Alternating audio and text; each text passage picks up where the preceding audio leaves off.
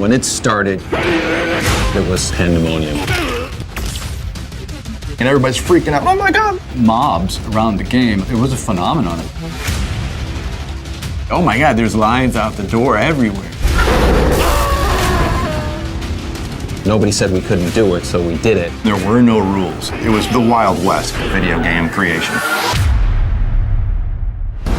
When we first tested the Mortal Kombat game, there was nothing like it. Gameplay, violence, story. There was a combination that just resonated with players.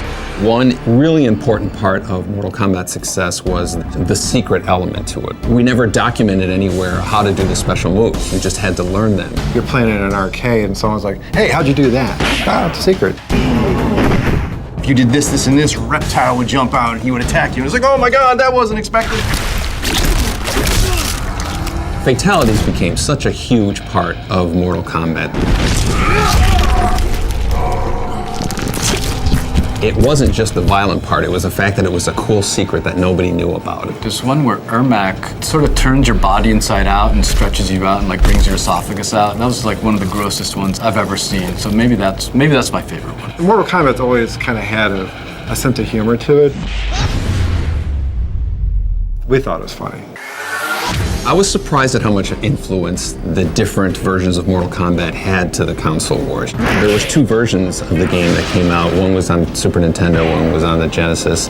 The Genesis played better and the Super Nintendo looked better. It wasn't until, about a year after we made the first Mortal Kombat that it was coming out in the home systems, and it just became, this kind of cultural phenomenon of Mortal Kombat.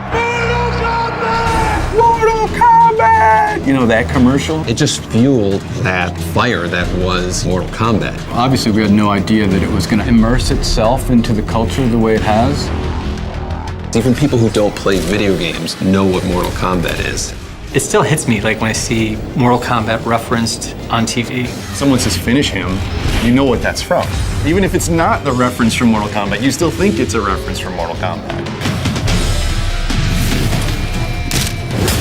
I love the art that the MK community has created. It's an honor that people are so inspired by the stuff that we did. We never take that for granted. It's like we have the best fans in the world. After 25 years of support, I just want to say from the bottom of my heart, Dusty! Thank you for being there with us for this incredible ride. The continued support for 25 years has driven our team trying to exceed their expectations of what the next Mortal Kombat should be.